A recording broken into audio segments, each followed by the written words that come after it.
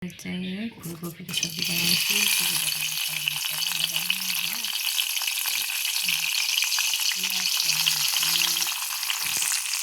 अब यति बेलासम्म चाहिँ अदरक लसुनको पेस्ट लगाएर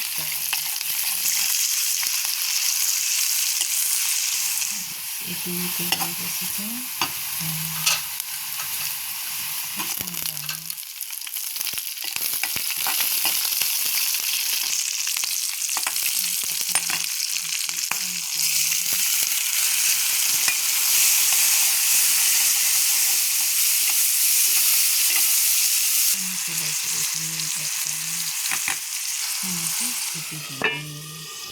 अब चेक गर्नुपर्छ कति भयो टमेटो यति भएपछि मसला पेस्ट गर्नुपर्छ। मसला छ धनियाँ पाउडर, जिरा पाउडर, गरम मसला मसलाले राम्रो गरेर पकाउनुपर्छ। मसलाले तेल छोडिसक्यो यति भएपछि रोटी हाल्नुपर्छ। त्यसपछि मैले एकदम ठुलो हाल्दैछु हेर्नुहोस्।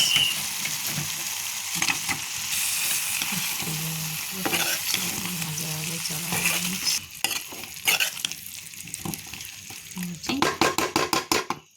यतिको चलाएर चाहिँ छ्याप्पै छोपेर 5 मिनटमा मात्रै हेर्ने चाहिँ हेरौँ है अब कस्तो थियो।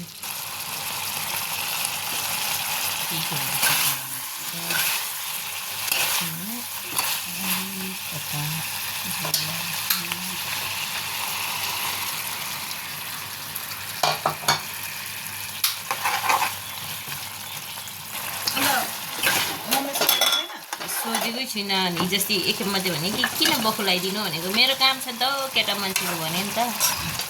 धनियाँ लाउँदैछु यसरी कोपी बनाएर फुलकोपी बनाएर खानुहोस् एकदम मिठो हुन्छ।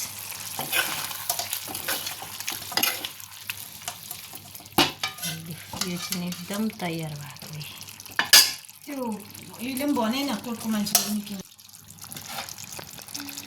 खाना पस्केर रेडी खाना लागि तयारी भइरहेको छु। हेर्नुहोस् एकदम मिठो हुन्छ। कोपी ठुलो ठुलो काटेको, यहाँ निम्बु छ, दही छ।